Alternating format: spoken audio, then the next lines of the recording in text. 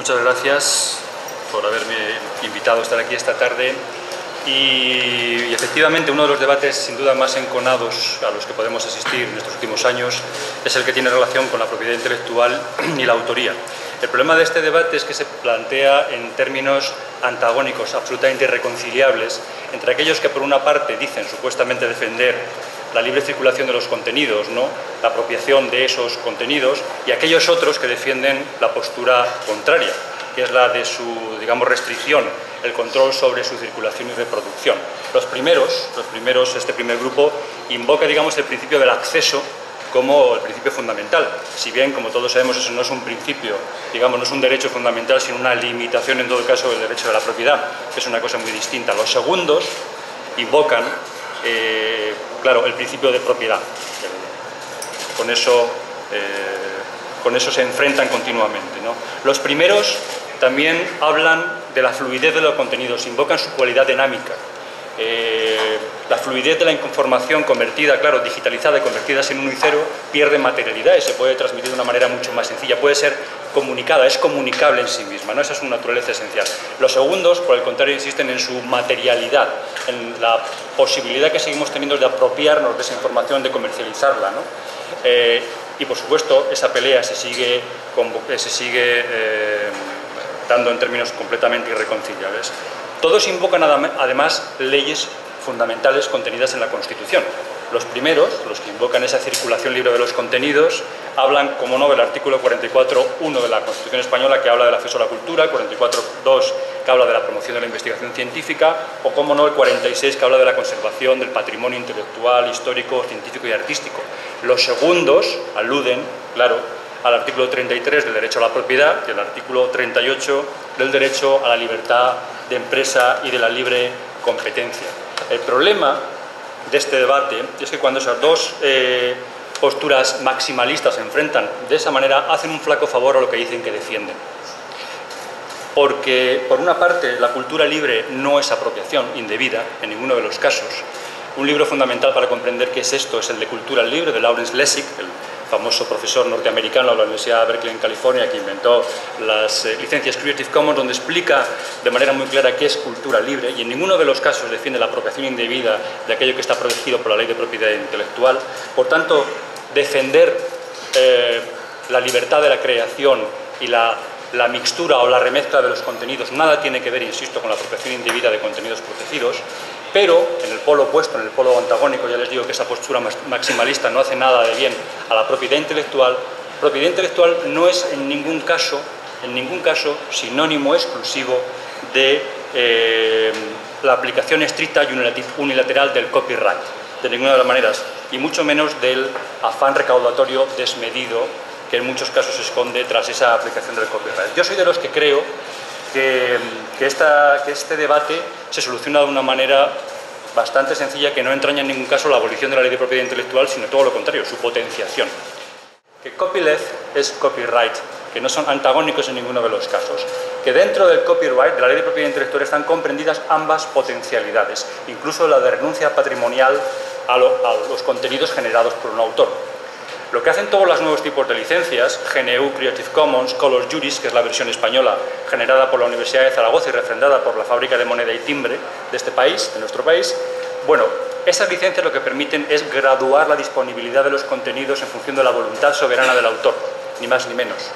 Y nos movemos en un territorio, en un ecosistema informacional completamente nuevo, por supuesto.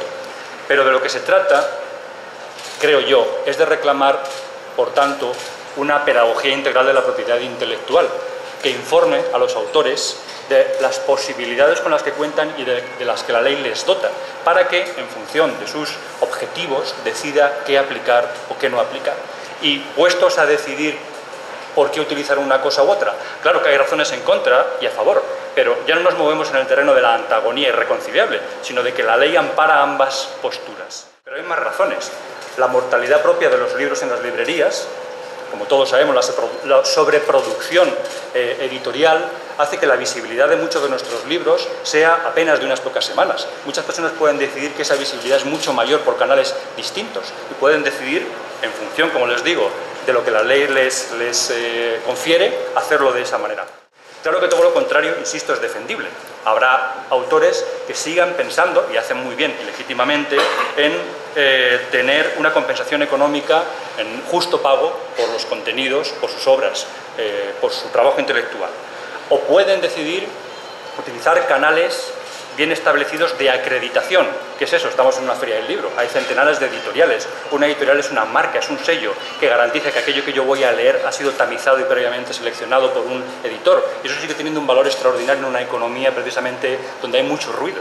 De nuevo, la ley ampara esas dos posiciones. Fíjense que la disposición, y voy acabando ya con esto, que sé que Pello, si no, se va a enfadar, la disposición adicional tercera de la Ley 23/2006 del 7 de julio, de reforma del texto refundido de la Ley de Propiedad Intelectual de 1996 referida a la sociedad de la información, y esto lo dice el legislador, dice lo siguiente: el Gobierno favorecerá la creación de espacios de utilidad pública para todos, que contendrán obras que se hallen en dominio público en formato digital, y aquellas otras que sean de titularidad pública susceptibles de ser incorporadas en dicho régimen, prestando particular atención a la diversidad cultural española.